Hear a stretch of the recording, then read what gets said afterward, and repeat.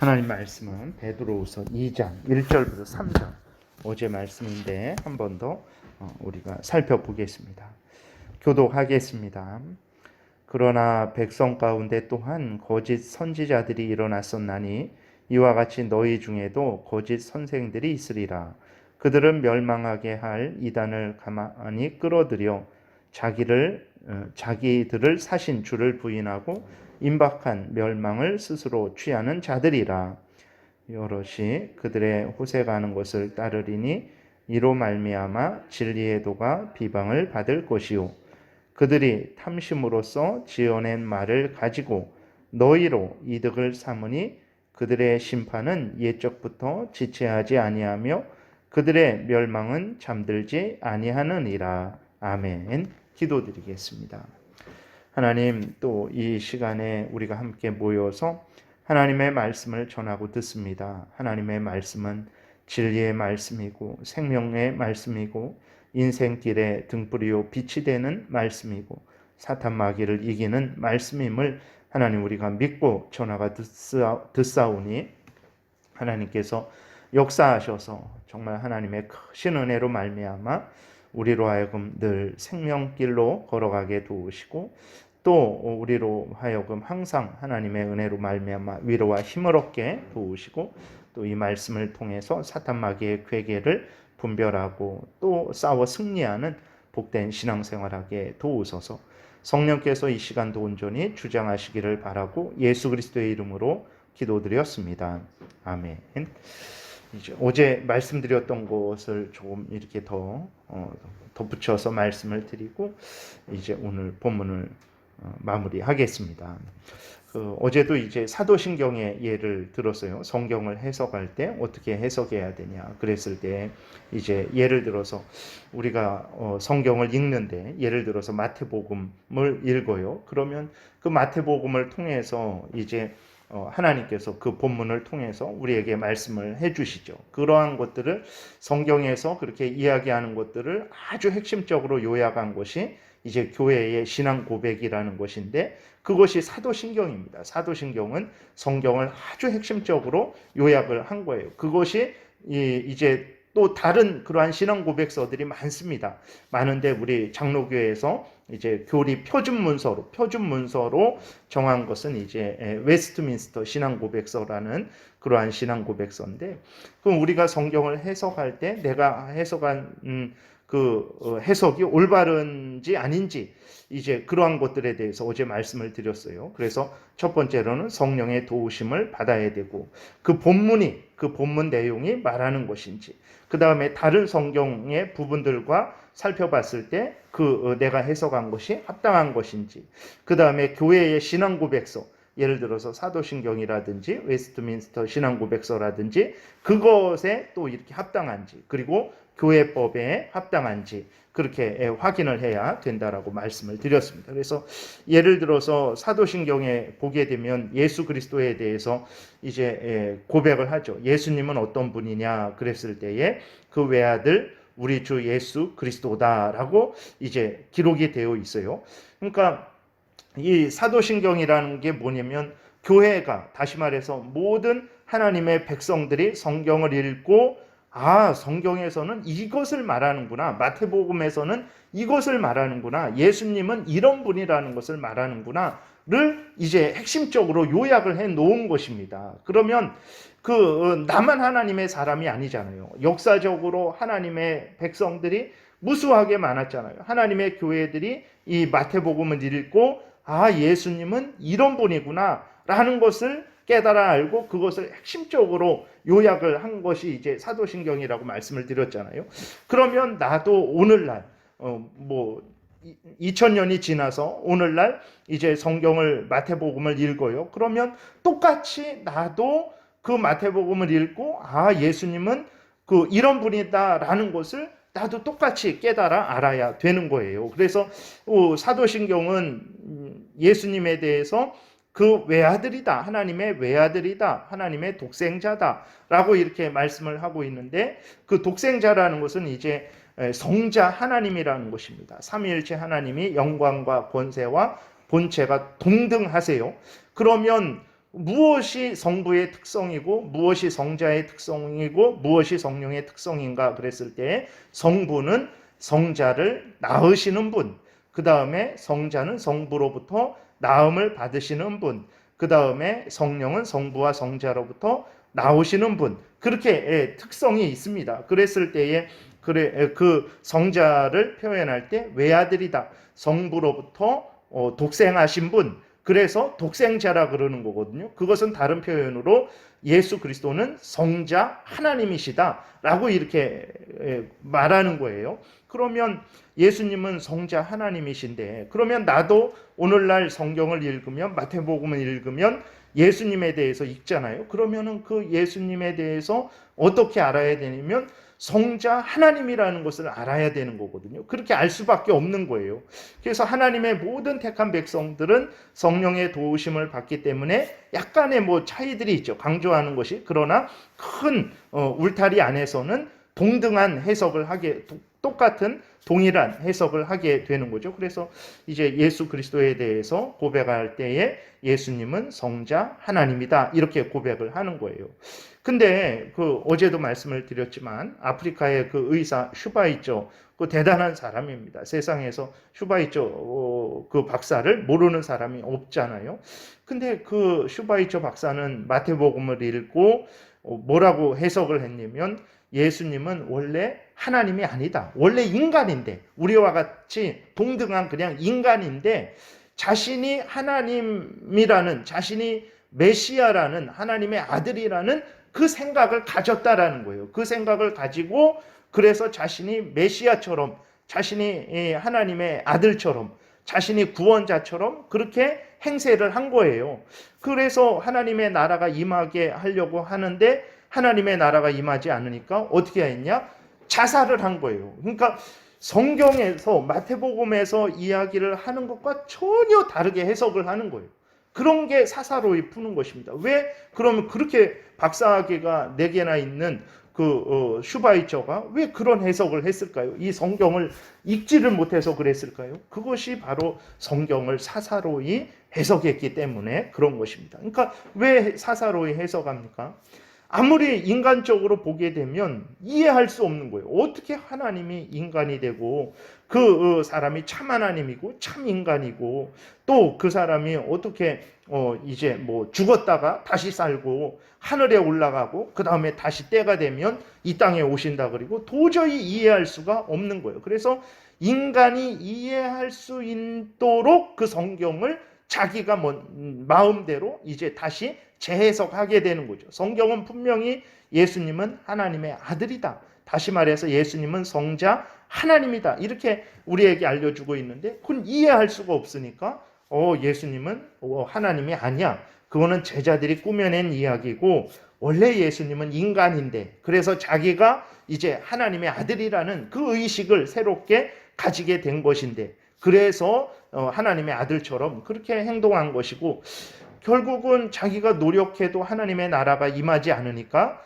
그래서 자살해서라도 하나님의 나라가 빨리 임하게 하려고 그렇게 예수님이 자살한 거야 라고 그렇게 해석을 하는 것입니다. 그러니까 우리가 이렇게 슈바이처가 이렇게 성경을 해석한 결과가 무엇입니까?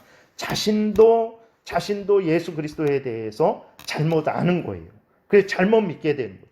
그리고 그것을 책으로 썼어요. 책으로 써서 그걸 세상에 이제 드러냈죠. 그렇게 되니까 그 슈바이처 박사의 그 신학책을 읽는 사람들도 예수님에 대해서 잘못 알게 되는 거예요. 슈바이처 박사 같은 사람이 이렇게 말을 했으니까 거짓말이겠어. 그 사람이 이 성경을 읽지 못해서 그랬겠어. 다 이유가 있어서 그랬겠지. 그러면서 예수님은 원래 성자 하나님이 아니구나, 그냥 사람인데, 이런 식으로 슈바이처 박사와 똑같은 그러한 생각을 하고 예수님을 그렇게 믿는 거예요. 그러니까 성경과 전혀 다르게 믿는 거죠. 성경을 사사로이 해석한 결과가 자기 자신도 성경에서 알려주는 것을 바르게 알지 못하고 바르게 믿지 못하고 그것을 또 다른 사람들에게 전하죠. 그렇게 되니까 다른 사람들도 예수님에 대해서 또 성경이 알려주는 것에 대해서 잘못 알고 잘못 믿게 되는 거죠. 결국은 어떻게 됩니까? 모두가 이제 멸망에 처해지게 되는 거예요. 멸망으로 떨어지게 되는 것입니다. 그래서 성경을 사사로이 해석한다. 그것은 이제 있는 것을 그대로 받아들이지 않고 그냥 왜곡시킨 자기가 재해석하는 것도 성경을 사사로이 해석하는 것이고, 또 있는 것을 없게 만들어요. 그래서 예수님이 무리를 걸으셨다. 이것은 있을 수가 없다. 그건 어떻게 사람이 무리를 걷나? 그것은 예수님 돌아가신 다음에 제자들이 그것을 예수님을 더 높이기 위해서 꾸며낸 이야기다. 그래서 다 빼버려요. 그래서 여러분이 이렇게 성경에 보게 되면, 복음서나 그렇게 보게 되면 예수님이 하신 말씀 그 부분은 빨갛게 이렇게 좀 나오는 성경이 있잖아요. 그 성경들 보게 되면 예수님의 말씀은 빨간 글씨로 이렇게 만들어 놓고, 일반적으로 다른 것들은 이렇게 까만 글씨로 한 성경들이 있어요. 그게 잘못됐다라는 게 아니고, 근데 왜 그렇게 했냐면, 예수님의 말씀이 중요하니까 그것이 이제 빨간 글씨로 이렇게 기록을 한 것이 아닙니다. 그런 의도도 있지만 그거 원래 그런 건 아니고, 그게 처음 그런 식으로 될 때에 왜 그러냐면, 이제 예수님의 말씀만 이제 참된 하나님의 말씀이고 다른 것은 하나님의 말씀이 아니고, 그런 식으로 해갖고 구별하기 위해서 그 예수님의 말씀은 빨간 글씨로 해놓고 다른 제자들의 뭐 이런 기록들은 이제 그냥 일반적인 오류가 있는 그러한 사람의 말로 생각을 하는 그러한 의미로도 이제 그렇게 구별이 됐던 거예요. 그러니까 성경을 사사로이 해석한다라는 것이 이렇게 성경에 있는데 그것을 빼버린다든지, 아니면 왜곡시킨다든지, 아니면 성경에 없는 것을 덧붙인다든지, 그것이 바로 성경을 사사로이 해석을 하는 것이고, 그 결과는 이제 서로가 멸망길로 걸어가게 되는 것이죠. 참 놀라운 것은 2절에 보게 되면, 2절에도 여럿이 그들의 호색하는 것을 따르리니 이로 말미암아 진리의 도가 비방을 받을 것이요. 여럿이, 많은 사람들이 그들의 호색하는 것, 이제 거짓 선지자들이 말하는 거죠. 거짓 선지자들이 말하는 호색이라는 것은 이제 정욕적인 의미도 있고 멸망이라는 의미도 있습니다. 그래서 어쨌든 그 거짓 선지자들의 그 호색을 따르는 거예요. 사람들이. 희한하죠. 그게 성경에서 개인적으로 그냥 가만히 읽어봐도 예수님이 이런 분이구나를 깨달을 수 있는데, 그렇게 성경을 비틀어 갖고 왜곡시켜 갖고 있는 것을 없게 만들고 없는 것을 있게 만들어서 전하는 그것을 따르는 사람들이 있다라는 거예요. 참 희한합니다. 그래서 여러분, 우리가 이렇게 참 성경을 전하고 들을 때, 개인적으로 읽을 때, 교회에서 해석해 오는 그 전통 안에서 내가 이 성경을 받아들이는 이 자체는요, 기적입니다. 이게 정말 이거는 인간의 힘으로 안 되는 거예요. 성경을 읽으면서 정말 그렇지, 내가 자세히는 몰라도 예수님은 성자 하나님이신데 인간이 되신 것이지. 그래서 그분은 하나님이시고 또 동시에 참 인간이시지. 그분이 하나님이 보내주신 구원자시지. 내가 이렇게 성경을 읽으면서 깨닫는 거예요. 그거 성령의 역사입니다. 그거 정말 기적 같은 역사예요.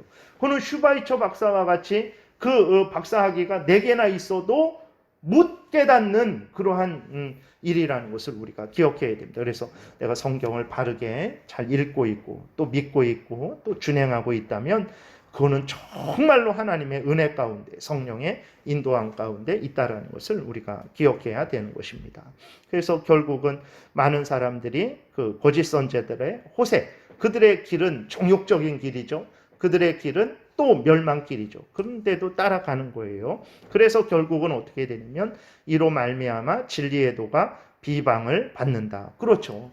그런 이상한 거죠. 그러니까 성경을 올바로 알려줘야 그 사람이 교훈받고 책망받고 바르게 함받고 의로 교육함을 받아서 하나님의 사람으로 온전하게 되죠. 올바로 하나님의 뜻을 행하게 되는데, 성경을 엉뚱하게 알려주니까 엉뚱하게 배우고 결국은 엉뚱하게 행동하는 거예요. 사람이 하나님의 말씀대로 행동하게 되면 하나님 앞에서 또 사람들 앞에서 올바르게 됩니다. 물론 예수만 구원주다 이렇게 하는 차원에서 욕먹겠죠. 그러나 그 사람이 그거는 어쩔 수 없는 거예요. 진리를 믿고 따르는 거니까. 그러나 일상생활 가운데 여러분 보세요. 성령의 열매가 사랑과 희락과 화평과 온유와 온유와 충성과 절제와 오래 참음과 자비와 양선 그런 것이다. 그런 차원의 삶을 살아가는 사람이 세상 사람들로부터 욕을 먹겠습니까?